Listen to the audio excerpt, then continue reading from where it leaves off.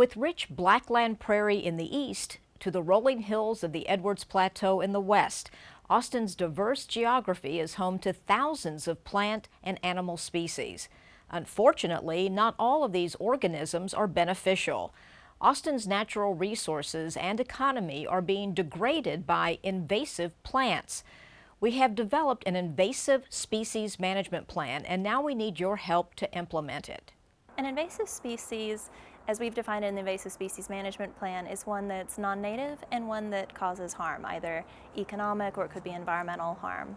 And so we've identified 24 of the top invasive species to the Austin area. The plants come in a variety of ways. A lot of these are sold commercially for landscaping, so they're ones that are beautiful and people will recognize. They might have them in their front yard.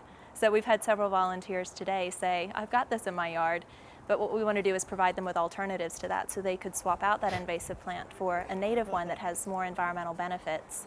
The City of Austin was excited to receive a Cities of Service grant, which enabled us to fund 6 trainings. So yeah, just trying to split into equal teams.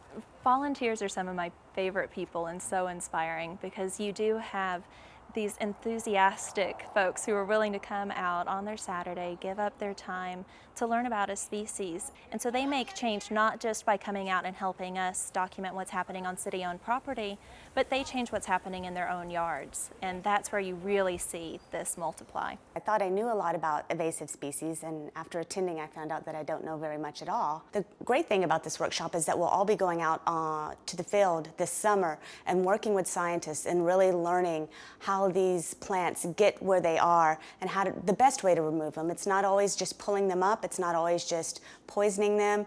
So we hope to learn a better way of managing them and controlling them. I just find it interesting. I don't have a science background, I have an art background, so I think that it makes me feel a little smarter sometimes to be able to know this. And I just enjoy plants. I plant gardens, I have a ton of house plants. It's just something that I find extremely interesting. And what about for the patch type? We put polygon. Okay. And then common. Cool. Without them, this would be a daunting task. So we're very pleased to have all of that support from the community. Become a citizen scientist by joining us for a hands-on workshop in early June. You'll spend time with environmental scientists in the field and get an official badge, plus an invasive plant field guide. For more information, visit austintexas.gov/invasive or call 512-974-2446.